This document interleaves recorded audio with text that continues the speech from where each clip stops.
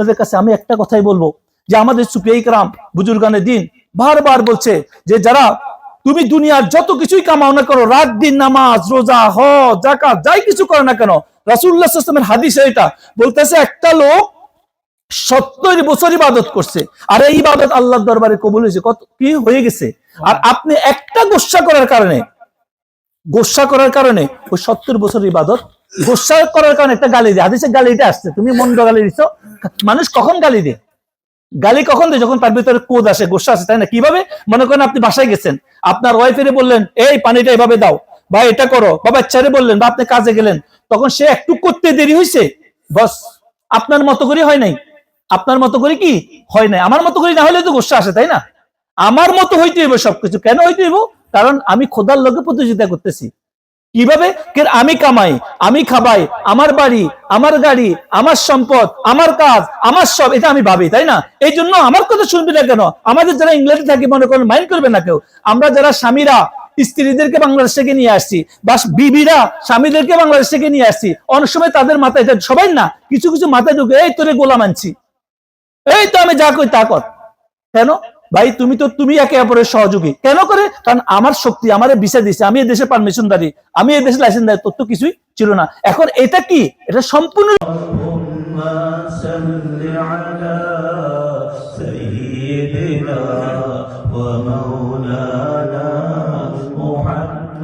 রহিম আল্লাযীনা ينفقون في السراء والضراء والكاظمين الغيظ والعافين عن الناس والله يحب المحسنين صدق الله العظيم। এই আয়াতে কারিমা আল্লাহ রাব্বুল আলামিন সূরা আলে ইমরানের মধ্যে বলতেছেন যে যারা ভালো অবস্থায় ভালো পজিশনে, মানে সচ্ছলতা অবস্থায়, ভালো অবস্থায় এবং তাদের খারাপ অবস্থায় অভাবের সময় তারা কি করে? ইউনফিকুনা, ব্যয় করে। তারা কি করে? ব্যয় করে। এবং এরপরে কইছে ওয়াদ-দাররাই ওয়াল কাযিমিনাল গায়জি ওয়াল আফিনা আনিন নাস। যাদের রাগ আসে, গোসা আসে, ক্রোধ আসে, এই অবস্থায় তারা রাগকে সম্বরণ করে, কন্ট্রোল করে এবং অন্য মানুষের প্রতি তারা কি করে? ক্ষমা প্রদর্শন করে। এই কতরকম মানুষের কথা বলছে? যারা ভালো অবস্থায় থাকে, ধন সম্পদ আল্লাহ দিচ্ছে, সবকিছু করছে, এবং খারাপ অবস্থায় আল্লাহ রাস্তায় খরচ করে। এটা একটা মেটার।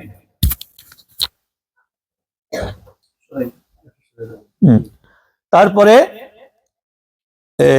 আর যারা তাদের রাগ আসলে, গোসা আসলে, ক্রোধ আসলে তারা কি করে? এটাকে কন্ট্রোল করে এবং মানুষ অপরাধ করলে, সৃষ্টির কেউ অপরাধ করলে, তার সাথে কেউ অন্যায় করলে সে কি করে? তাকে ক্ষমা করে দেয়। তাকে কি করে? সে ক্ষমা করে দেয়। এটা কে বলতেছে? আল্লাহ রাব্বুল আলামিন। কে বলতেছে? আমাদের মালিক। তো বলতেছে ওয়াল্লাহু ইউহিব্বুল মুহসিনিন। এরা হলো মুহসিন। এই 4 শ্রেণীর লোক কি? এরা মুহসিন। আল্লাহ এই মুহসিনদেরকে ভালোবাসেন। বুঝে আসতেছে কথা আপনারা? তো এই জন্য আমরা যারা আজকে যে মজু, আল্লাহ বলছে ইউনফিকুনা, তোমরা খরচ করো। আমরা কি খরচ করব? অভাবের অবস্থায় আমার তো নাই, আমি কি খরচ করব? আমার কাছে থাকলে না খরচ করতে। আচ্ছা, প্রথমটা বললাম ফিস সাররা, বললাম সাররা মানে যাদের সচ্ছলতা আছে, সম্পদ আছে, ধন আছে, তাদের কেন? তাহলে ওয়াদ-দাররা বলতে এখানে বুঝি যাদের অভাব অনটন, তারা কিভাবে খরচ করবে আল্লাহর রাস্তায়? বুঝতে হবে আমাদেরকে। তো এইদিকে আমি লম্বা যাব, জাস্ট এতটুকু বলবো। আল্লাহ পাক কোরআনে কারীমের মধ্যে শুরুতে বলতেছেন, কি কইছে আল্লাহ পাক? আলিফ লাম মিম যালিকাল কিতাবু লা রাইবা ফীহি হুদাল লিল মুত্তাকিন আল্লাযীনা ইউমিনুনা বিল গায়বি ওয়া ইউকিমুনাস সালাত। এরপরে কি কইছে? ওয়া মিম্মা রাযাকনাহুম ইউনফিকুন। আমার পক্ষ থেকে আমি তোমাকে যে রিজিক দিছি, সম্পদ দিছি, এই রিজিকের অর্থ শুধু টাকা পয়সা নয়, যা রিজিক দিছি এর থেকে ব্যয় করো। আল্লাহ কোত্থেকে ব্যয় করতে বলছে? আল্লাহ যা দিছে তার থেকে। এখন বলেন, আপনাকে যে হায়াত দিছে কে দিছে? কথা বলেন, কে দিছে? আপনাকে যে শক্তি দিছে কে দিছে? আপনাকে যে কথা বলা কে দিছে? আল্লাহ। আপনাকে যা কিছু এই যে আপনার শক্তির কারণে আপনি কামাইতে পারেন, বাইরে যেতে পারেন, আপনাকে আল্লাহকে ব্রেন শক্তি দিছে, সেজন্য আপনি কি করতেছেন, আপনি ব্রেন ইউজ করে ভালো স্টাডি করছেন, ভালো রেজাল্ট করছেন, ভালো সার্টিফিকেট পাইছেন, তাই এক জায়গায় যে আপনি ভালো চাকরি পাচ্ছেন। যদি এই ব্রেন আল্লাহ পাক না দিত, আপনি কি পারতেন? আপনার মতো বহু লোক আছে মায়ের পেট থেকে জন্ম নিচ্ছে, আকল ব্রেন কম, তাই সে পড়াশোনা ভালো করে না, আপনাদের সাথে একসাথে খেলা শিখেছে, আপনি পাইছেন সবচেয়ে ভালো রেজাল্ট আর সে পাইছে খারাপ রেজাল্ট। কারণ কি? তার ব্রেন শক্তি কম। এই শক্তি আপনাকে কে দিছে? আল্লাহ। সে আল্লাহ দিছে, মানে এখন এটাকে আল্লাহর রাস্তায় ব্যয় করেন। আপনার আমার কামাই নয়, এটা আল্লাহর দেওয়া শক্তি। আপনি যে শক্তি দিয়ে কামাইছেন, সকালে যে রাত পর্যন্ত কাজ করছেন, মাস শেষে বেতন পাইছেন, এই শক্তি কে দিছে? এখন এই টাকার মালিককে আল্লাহ। আল্লাহর দেওয়া জিনিস আপনাকে দিছে। এখন আপনি এটা বলিয়েন না ঘরে যাই আপনার বিবিকে, এই তোমাদের জন্য আমি কষ্ট করে কামাই আর তোমরা আমার কথা শোনো না। আপনি এটা বলতে পারবেন না। আপনাকে বলা হয়েছে যে আপনি যেটা কামাইছেন সেটা কে দিছে? আল্লাহ। এখন আপনাকে বলা হয়েছে এদের জন্য তুমি জিম্মাদার নিছো। কার জন্য? এই পরিবার পরিজন তোমার জিম্মায় আছে। হালাল কামাও, আল্লাহ দেওয়ার দিক থেকে কামাও। এখানে একটা কথা আল্লাহ বলছে, আমি মা রাযাকনাহুম ইউনফিকুন। আল্লাহ তোমাকে যেই রিজিক দিছে, আল্লাহ কখনো হারাম রিজিক দিতে পারে? আল্লাহ কখনো ইলিগাল রিজিক দিতে পারে? আল্লাহ যা দিবে সব রাইট ওয়েতে দিবে, তাই না? তো রাইট ওয়েতে আসলে সেখান থেকে খরচ করতে বলছে। এখন যারা মিথ্যা কথা বলি, হারাম কামাই, চাকরিজীবী, পুলিশ অফিসার, তারপরে বড় বড় সচিব, বড় কিছু, তারা যে কামাইতেছে তো সেখান থেকে জাকাত দিচ্ছে। যদি হারাম কামায় সেটা কি জাকাত দেবার আল্লাহ বলছে? সেখান থেকে কোনো মানুষকে খেদমত করার কোনো শক্তি আছে তার? তার কোনো কিছু দেওয়ার শক্তি সেখান থেকে আল্লাহ বলছে আমি যা দিছি তার থেকে খরচ করো। এখন আসেন, আল্লাহ দিছে আমাকে কথা বলার শক্তি, এখন আপনি কি করেন? একটা লোককে ভালো ব্যবহার করেন। আল্লাহ দিছে আপনাকে ধৈর্য ধরার শক্তি, একটা লোক আপনার সাথে খারাপ ব্যবহার করছে, আপনি ধৈর্যশীল হন। এই জন্যই হন যে ওই বান্দার উপর শয়তান সওয়ার হয়েছে, আর আপনাকে আল্লাহ ক্ষমতা দিছে, আপনি চাইলে গরম হইতেও পারেন, আপনি চাইলে ধৈর্যশীল হইতে পারেন। এই যে শক্তি আপনাকে দিছে সেটা আল্লাহ বলছে তুমি ধৈর্যশীল হও, তাহলে তোমার সাথে আমি আছি। ইন্নাল্লাহা মাআস সাবিরিন। আল্লাহ। এখন আপনি যদি আল্লাহর কথা শুনেন, আল্লাহ পাক আপনার উপর খুশি হবে, আর আপনি যদি কথা না শুনেন কি করবেন? আল্লাহ পাক আপনার উপর নারাজ হয়ে গেল। আল্লাহ পাক এই জন্য বলতেছে, যারা তাদের গোসা আসে, রাগ আসে, তাদের বিভিন্ন কঠিন গোসা আসে, এই সময় সবচেয়ে বেশি সে কি করে? কন্ট্রোল করে। এখানে রাসূলুল্লাহ সাল্লাল্লাহু আলাইহি ওয়াসাল্লাম বলছে যে তোমরা মনে করো যে পৃথিবীতে বলি বুঝেন, বাংলা ভাষায় বলি কয়, বলি খেলা আছে আমাদের দেশে, চিটাঙে হয় বলি খেলা, শক্তির খেলা হয়। আগের দিনে কুস্তিগিরি হইতো, এখন এখানে হয় কুস্তিগির, বক্সিং খেলা হয় না, কুস্তিগির একজনকে চাপাচাপি করে। ইংলিশে কি বলে এটাকে? বক্সিং বলে, রেসলিং। এমন শক্তি যে জিতে তারা আমরা কি করি? শক্তিশালী বলি, তাই না? বলতেছে না, পৃথিবীতে সবচেয়ে শক্তিশালী ওই ব্যক্তি, রাসূলুল্লাহ সাল্লাল্লাহু আলাইহি ওয়াসাল্লাম বলতেছেন যে সবচেয়ে শক্তিশালী ওই ব্যক্তি যে সে তার রাগের সময় নিজেকে কন্ট্রোল করে।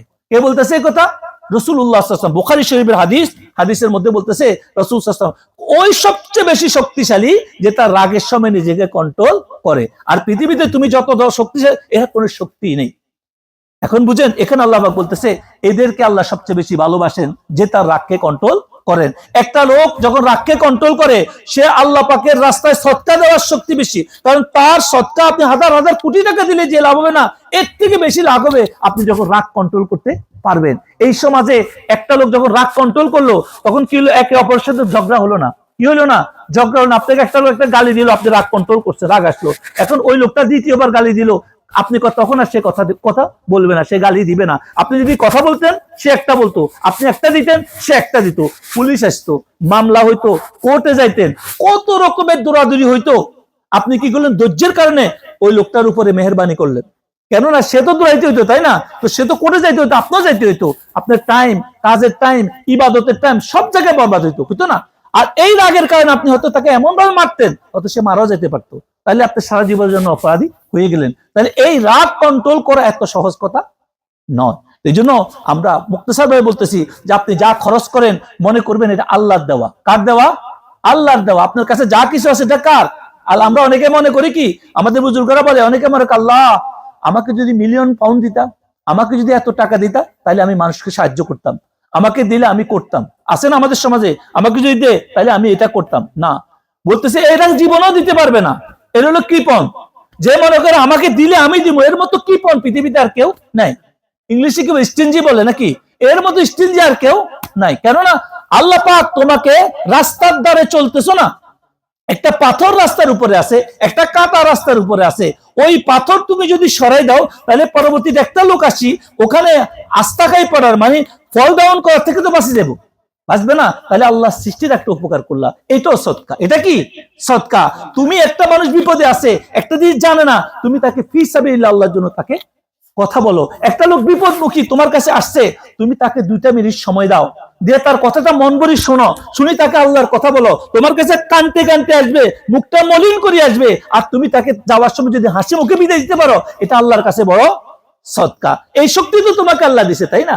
এখন আমাদের সময় নেই আরেকজনকে কথা বলার মতো, রাস্তাদের একটা কিছু পড়িয়েছে, এখন আপনার টাকা তো আল্লাহ চাচ্ছে না, আপনার কাছে 100 টাকা আছে, 100 টাকা থাকলে আপনি কি করবেন? এই 100 টাকা থেকে আপনি যদি 50 টাকা নিজের জন্য রাখি আর 50 টাকা গরিব দুঃখীর কাছে বিলাতে পারেন, এটার নাম হলো সদকা।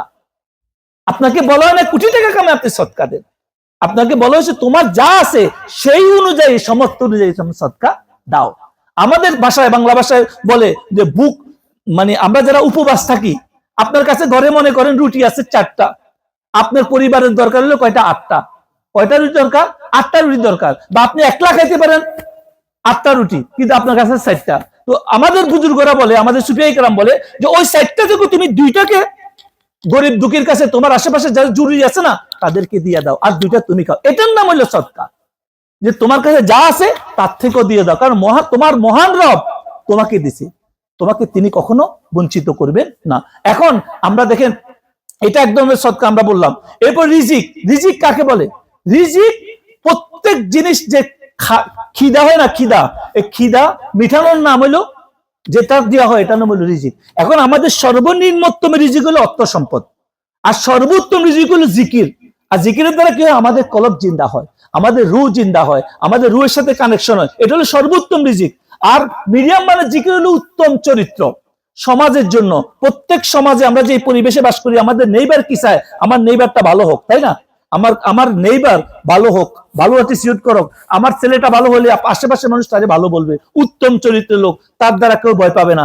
এখন আপনি মানুষের সাথে ভালো ব্যবহার করা, উত্তম ব্যবহার করা, আপনি মানুষের দুঃখে দুঃখী হওয়া, মানুষের কষ্ট না দেওয়া, এটা হলো মিডিয়াম মানের রিজিক। এটা হলো কি? মিডিয়াম মানের রিজিক। এই জন্য আমাদেরকে রিজিকও বুঝতে হবে। আমরা শুধু দুনিয়ার মহব্বতে পড়ে আসি, আমরা মনে করতেছি এই সম্পদ, এই কোটি টাকা, বড় চাকরি, বড় গাড়ি আমাদেরকে দিলে আমরা অনেক কিছু হয়ে যাবে। না ভাই বোনেরা, এটাতে কোনোদিন শান্তি আসবে না। কারণ আল্লাহ পাক বলতেছে তোমাকে যা রিজিক দেওয়া হয়েছে, যা রিজিক দেওয়া হয়েছে সেটা যে আল্লাহ দেওয়া হুকুম মতে হয়, আল্লাহ দেওয়া হুকুম মতো যদি হয় তাহলে এটার মধ্যে বরকত আসবে। যদি 100 টাকা কামাও, 100 টাকা দিয়া তোমার বউ বাচ্চা সংসার সবাই খাওয়ার পরেও তোমার বাঁচবে। কারণ কি হবে না, তাদের কখনো, তুমি যদি হারাম উপায়ে 1 লক্ষ টাকা কামাও, 1 কোটি টাকা কামাও, তো কি হবে? তোমার বউর এমন বিমার হবে, বাচ্চার এমন রোগ হবে, হসপিটালে দৌড়াইতে দৌড়াইতে টাকা শেষে যাবে। কথা বুঝছো? তারপর তোমার পরিবার পরিজন এমন সমস্যা হবে, আর তোমার ভিতরে, মাথার ভিতরে এমন দিয়ে দিবে যে তুমি 1 কোটি টাকা তোমার হবে না, মাস শেষে তোমার আরো 1 কোটি টাকা হাওলাত করতে হবে।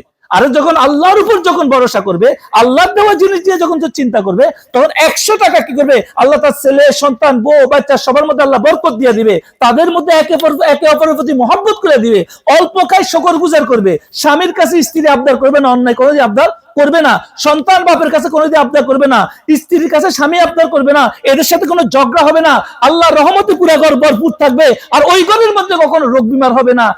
বিমার হইলো সুবহানাল্লাহ আলহামদুলিল্লাহ বলে পানি খাবে, তারপরে ডাক্তারের কাছে টাকা খরচ হওয়ার দরকার হবে না। অল্প টাকার মধ্যে, অল্প জীবনের মধ্যে, ছোট্ট একটা রুমের মধ্যে এখানে আপনি উত্তম জীবন যাপন করবেন। 100 টাকার পরে দেখবেন মাস শেষে আপনার 50 টাকা বাঁচি যাচ্ছে। আর আপনি কোটি টাকা কামান, আপনার ভিতরে এমন শয়তানি ঢুকাই দিব, বিবি বান্ধবীর বাসায় যাবে, আসার পরে কইবো ও তো সুপার সেট কিনছে ইংল্যান্ড থেকে, এরকম না আমার তো আমেরিকার সাদের দেশ থেকে কিনতে হবে, চুরির টাকা। এখন এটা বাইরে হওয়ার জন্য কি করবে? কোনো না কোনো রাস্তা খুঁজবে।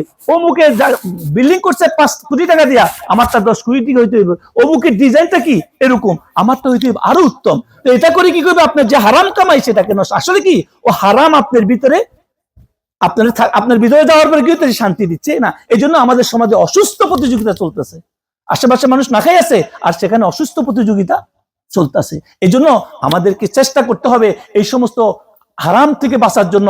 কইছে আমাদের বুজুর্গরা বলছে তোমার রিজিক অল্প, দুঃখ পাইও না, তুমি তোমার রবের উপর সন্তুষ্ট থাকো। আর তোমার রিজিক যদি বেশি হয়, হারাম হয়, তো সেটা আল্লাহ তোমার জীবন দুনিয়া সব জায়গায় তোমার অশান্তি হয়ে যাবে, বরকত নষ্ট হয়ে যাবে। এরপরে আসে রাগ, গোসা।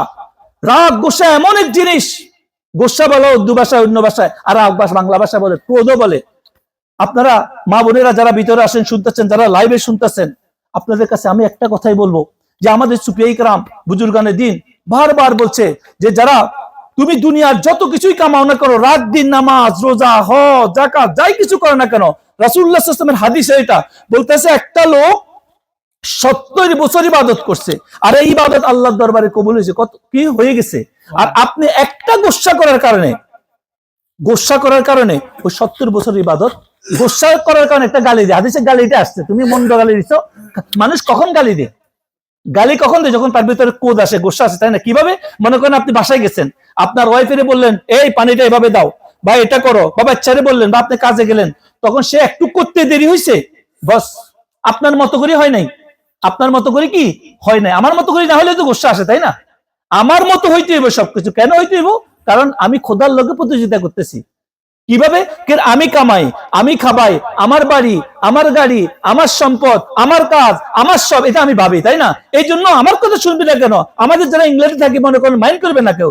আমরা যারা স্বামীরা স্ত্রীদেরকে বাংলাদেশ থেকে নিয়ে আসছি, বা বিবিরা স্বামীদেরকে বাংলাদেশ থেকে নিয়ে আসছি, অনেক সময় তাদের মাথায়, এটা সবাই না, কিছু কিছু মাথায় ঢুকে, এই তোরে গোলাম আনছি, এই তো আমি যা কই তা কর। কেন ভাই? তুমি একে অপরের সহযোগী কেন করে? কারণ আমার শক্তি আমার ভিসা দিছে, আমি এই দেশে পারমিশনদারি, আমি এই দেশে লাইসেন্সদারি, তোর তো কিছুই ছিল না। এখন এটা কি? এটা সম্পূর্ণরূপে একটা ভুল চিন্তা তার। এটা কি? এই আমি বাবার কারণে আল্লাহ এটার মধ্যে বরকত নষ্ট করি দিছে। এই তোমারে যেটা দিছে সেটা তো আল্লাহ দিছে, তাই না? তুমি কোথায় পাইছো? এটা তো আল্লাহ তোমাকে দিছে, তাই না? তুমি যদি ভাবতা আল্লাহ আমাকে যেরকম দিছে, আমার যদি আরেকজনকে দিচ্ছে, তাহলে এটার মধ্যে বরকত কখনো নষ্ট হইতো না। এখন দেখেন বেতনাটা কোথায় থেকে আসতেছে। এখন যখন একটা লোক এরকম করে ভাবে আমার আমার, তখন সে যদি আপনার মতন আসলে, তখন গোসাটা আসে, রাগটা আসে। একটা লোককে আপনি 10টা টাকা দিয়েছেন, সাহায্য করছেন, এখন সে যদি আপনার সালাম না দেয়, আপনার মাথার মেজাজটা গরম হয়ে গেছে। চেয়ারম্যান সাহেব সামনে দিয়ে হাঁটি যান, এ কত সালাম দিল না কেন, আমি সবার চেয়ারম্যান, বাস ওরে খুন পর্যন্ত করা যাইতেছে। দেখেন না পেপার পত্রিকা পড়তেছে, মন্ত্রী সাহেব যাইতেছে, মিনিস্ট্রি সাহেব যাইতেছে। একটা মানুষ তার মতো না হলে, তার ক্ষমতার কারণে সে অনেক কিছু করতে পারে।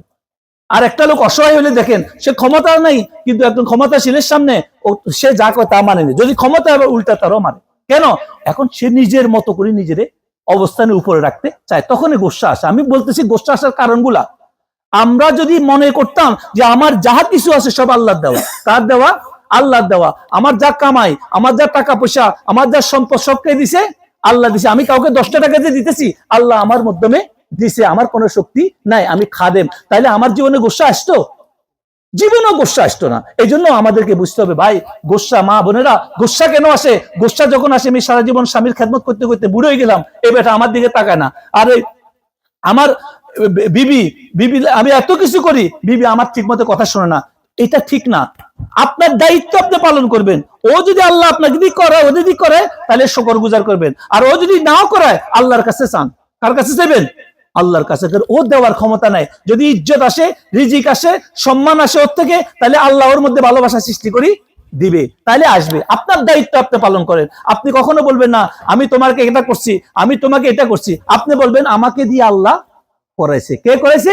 আল্লাহ করাইছে। তাইলে আপনার জীবনে গোসা আসবে না। আর গোসা এমন এক জিনিস, আপনি 70 বছরের কবুল ইবাদত নষ্ট করে দেয় একটা গালির কারণে। আরে ভাই, আমরা সারা জীবন নামাজ পড়লে কইতে পারো আমার নামাজটা কবুল হয়েছে?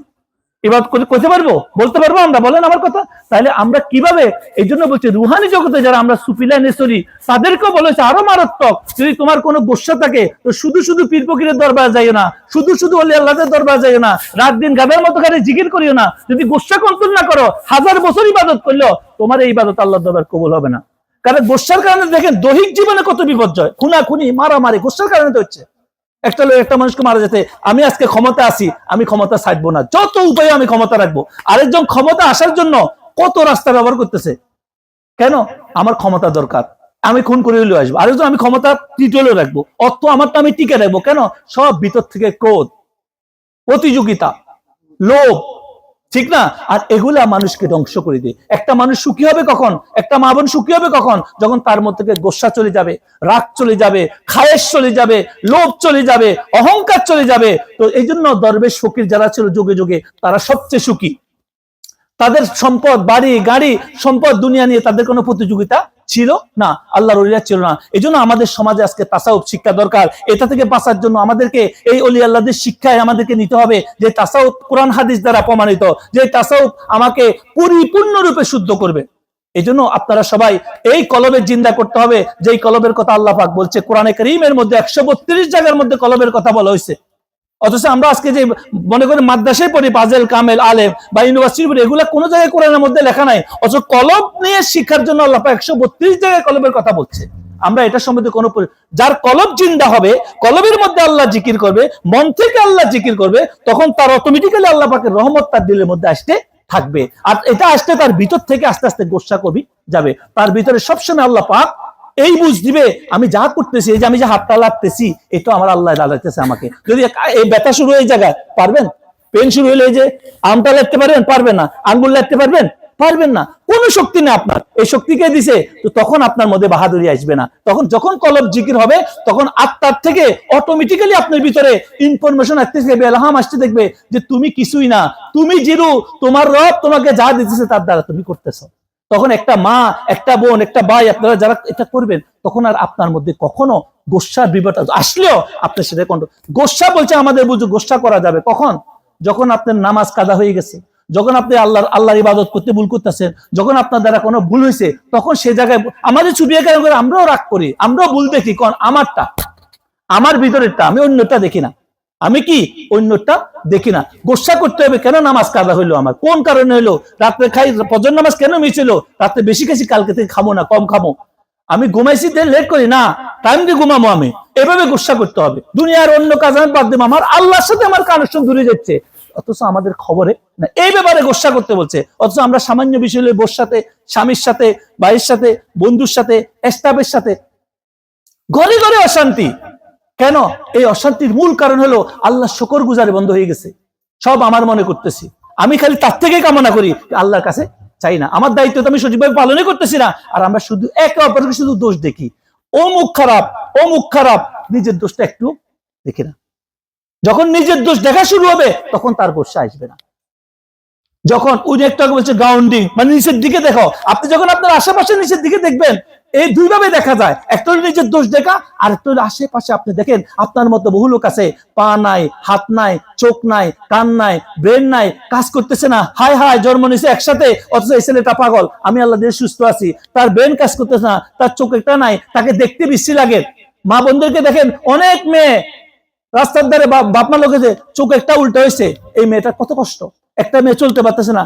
আর একটা জিনিস দেখেন, আমার আশেপাশে আমাদের মতো বহু ভাই আছে যাদের কি অবস্থা, হুইল চেয়ার ছাড়া চলতে পারে না, আরেকজনের সাহায্য ছাড়া একটু বাথরুম যেতে পারে না, আরেকজন খাবাইলে দিলে খাইতে পারে না।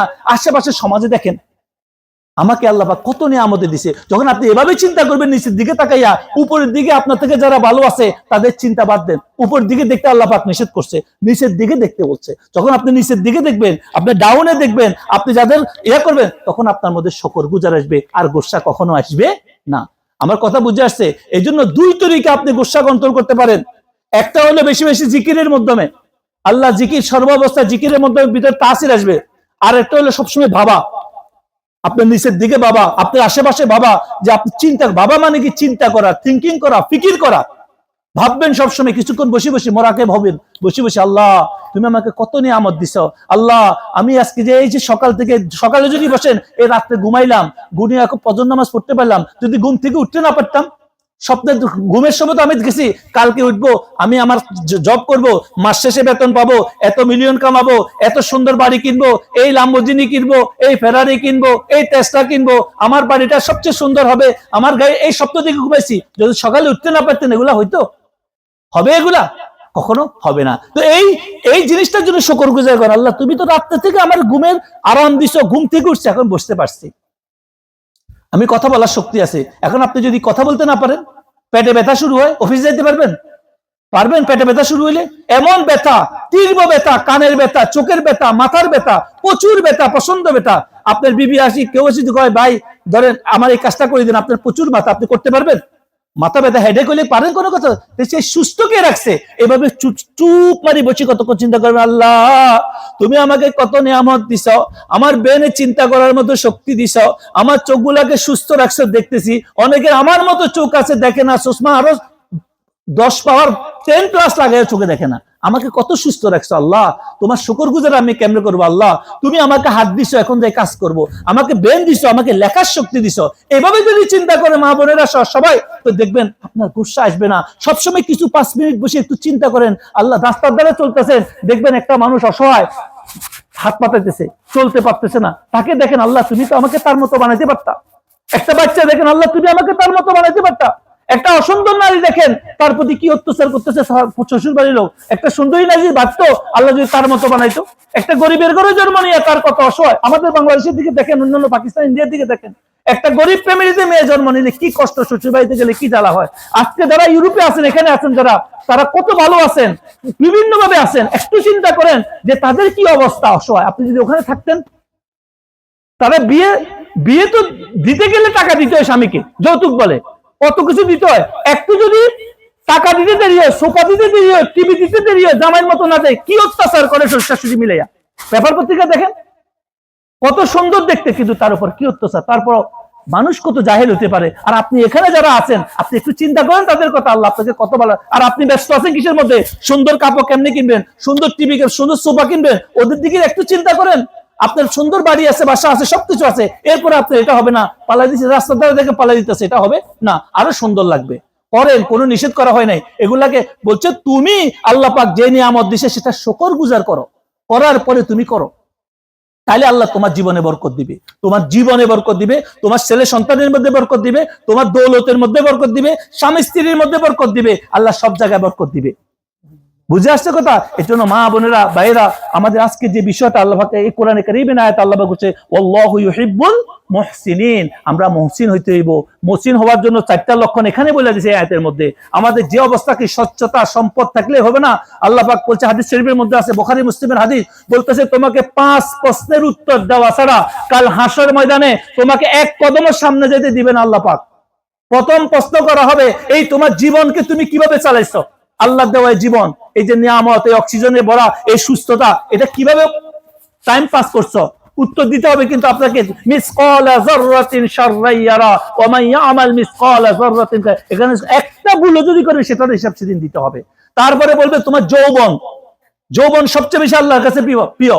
এই যৌবনে তুমি চাইলে আমার ইবাদত করতে পারতা, ক্লাবে আড্ডা দিছো না, দুনিয়ার স্বপ্ন দেখছো খালি, রাত দিন কিভাবে বড় লোক হইবা, বাড়ির গাড়ি হইবা, সুন্দর স্বামী পাইবা, সুন্দর বিবি পাইবা, সুন্দর এটা করবে, এই স্বপ্ন ছিল নাকি আমার ধ্যানে জীবন কাটাইছো? আল্লাহ প্রশ্ন করবে সেদিন, ছাড়বে না কাউকে। এই 2 প্রশ্ন। 3 নম্বর প্রশ্ন হলো, আল্লাহ প্রশ্ন করবে যে তোমাকে যে দৌলত দেওয়া হয়েছে, এই দৌলত তুমি কিভাবে কামাইছো? এই সম্পদ তুমি কিভাবে কামাইছো? আপনি হালাল উপায়ে কামাইছেন না হারাম কামাইছেন? একটু ছাড় দেওয়া হবে না সেদিন আপনাকে। 4th নম্বর প্রশ্ন করা হবে, আচ্ছা হালাল তো কামাইছো, হালাল কামাইছো। আমরা অনেক সমাজে অনেক লোক আছে, আমরা হালাল কামাই গর্ব করি, আমার হালাল কামাই দিই, আমি আমার পোলার বিয়ায়, মেয়ের বিয়ায়, ছেলের বিয়ায় আমার মনের মতো করে আনন্দ ঘুরতে যাবো, স্পেন ঘুরতে যাবো, তুর্কি ঘুরতে যাবো, 5 স্টার হোটেলে যাইতে হবে, আজকে হজে গেলেও 5 স্টার হোটেলে যাইতে হবে। আল্লাহ পাক প্রশ্ন করবে সেদিন যে তুমি এই টাকা কোথায় খরচ করছো? 4 নম্বর প্রশ্ন কি? টাকা তো হালাল কামাইছো, এটা ব্যয় কিভাবে করছো? এক্সপেন্ড করলে না, এটা কিভাবে আপনি ব্যয় করছেন, কোথায় করছেন? যদি আপনার কাছে টাকা আছে, আপনার আশেপাশের সমাজে, আপনার গ্রামে একটা গরিব মেয়ে বিয়ে দিতে পারতেছে না, আপনি আপনার মেয়ের বিয়েতে 1000, 20,000, 50,000 পাউন্ড খরচ করতেছেন। আপনি আপনার ছেলের বিয়েতে লাক্সারিয়াস যে গাড়ির দরকার নাই, এখান থেকে লন্ডন যাবেন লাগা আপনি যেতে পারবেন, সেই গাড়ি আপনি 1000 পাউন্ড, 3000 পাউন্ড দিয়ে ভাড়া নিতেছেন। এটার জন্য জবাব দেওয়া। হালাল, অনেকে প্রশ্ন করে আমাদের, হুজুর আমরা তো হালাল কামাইছি, আর আপনি হালাল কামাইলো কোথায় খরচ করছেন, কিভাবে করছেন, সেটাও জবাবদিহি করতে হবে। আর 5 নম্বর হলো, আল্লাহ পাক আপনাকে যে আকল দিছে, সেন্সেস দিছে, ভালো খারাপ পার্থক্য করা জ্ঞান দিছে, সেই জ্ঞানকে আপনি কোথায় খরচ করছেন? এই 5 প্রশ্নের উত্তর দিতে পারবেন আমরা? এই জন্য আগে এটা নিয়ে চিন্তা করেন, ফিকির করেন, তাহলে আপনার রাগ আর গোসা কখনো আসবে না। এই জীবন কিভাবে কাটাইছেন, এই যৌবন কিভাবে কাটাইছেন, এই সম্পদ আপনার কাছে যেটা আছে এটা কিভাবে কামাইছেন, এটা যদি হালাল কামাই হয় এটা কিভাবে ব্যয় করছেন, তারপর আপনার এলেম আকল কিভাবে আছে। আমার মা বোনেরা, আশা করি আপনারা বুঝতে পারছেন। রাগ গোসা যদি থাকে তো এইসব জিকির আজকার ওলি আল্লাহদের দরবারে যাইয়া নামাজ, কলমা, হজ, যাকাত যাই কিছু করেন না কেন, সেটার বরকত আসবে না যতক্ষণ পর্যন্ত আপনি এত কিছু যাওয়ার মূল উদ্দেশ্য হলো আপনার ভিতর থেকে এই পশুগুলাকে, এই জানোয়ার গুলাকে, এই পশুত্বকে আপনাকে বার করতে হবে।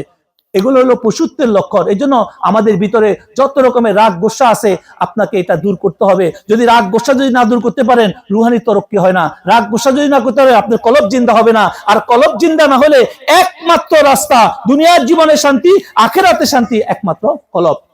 الذين آمنوا وتطمئن قلوبهم بذكر الله, যারা ঈমান আনছে আল্লাহর প্রতি তাদের কলব সমযোগ আল্লাহর জিকির করবে, শান্তি পাবে। তাতমাইন্নু কুলুবুহুম বিযিকরিল্লাহ, আলা বিযিকরিল্লাহি তাতমাইন্নুল কুলুব। আল্লাহ পাক কোরআনের মধ্যে বলতেছে একমাত্র কলব জিন্দা হওয়ার পরে মানুষের জীবনে শান্তি আসতে পারে, দুনিয়া আখিরাত এর আগে পারবে না। এই জন্যই আপনি যুগে যুগে যেখানে যাচ্ছেন না কেন, যত নামাজ রোজা হজ জাকাত করার পরে আপনার জীবনে শান্তি আসতেছে না।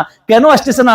আপনি কলব জিন্দা করতে পারতেছে না। আর যারা দাবি করে কলব জিন্দা হয়েছে, আমার জিকির হয় একটু আওয়াজ করলে, এটাও ঠিক না। কলব জিন্দা হলে তার প্রথম লক্ষণ হবে তার ভিতরে কন্ট্রোল আসে গেছে, তার ধৈর্য আসে গেছে। তাকে যদি কেউ ছুরি দিয়ে কোপ দেয় না কেন সে কোপ খাওয়ার জন্য প্রস্তুত হয়ে যাবে। তারা কেউ গালি দেয় না কেন সে শবত ধরবে। কলব জিন্দার লক্ষণ হলো তার রাগ আসবে না, গোসা আসবে না, তাকাব্বুরি আসবে না, অহংকার আসবে না, দেখানো ভাব আসবে না, তার ভিতর আসে যাবে শান্তি।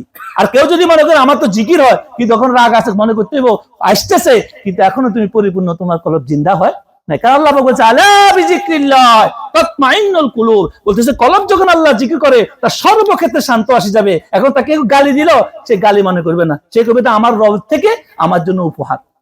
ওই লোকের এমনি মিষ্টি খাওয়াবে, কেউ গালি দিলে তার এমনি মিষ্টি খাওয়াবে। কেননা যার উপরে গালি হয় আল্লাহ রহমত তার উপর করতে থাকে। তো এর থেকে বড় রহমত আর কি আছে? আমি কামাইলে নামাজ পড়লে রহমত হবে এটা জানি আমি, কিন্তু একজনের গালি সহ্য করে রহমত হবে 100% আকাকে গ্যারান্টি দিয়েছে রাসূল সাল্লাল্লাহু আলাইহি সাল্লাম। তো তখন আপনি নিয়ে মিষ্টি খাওয়াই দিবেন তাকে, কারণ তার কলব জিন্দা হয়ে গেছে।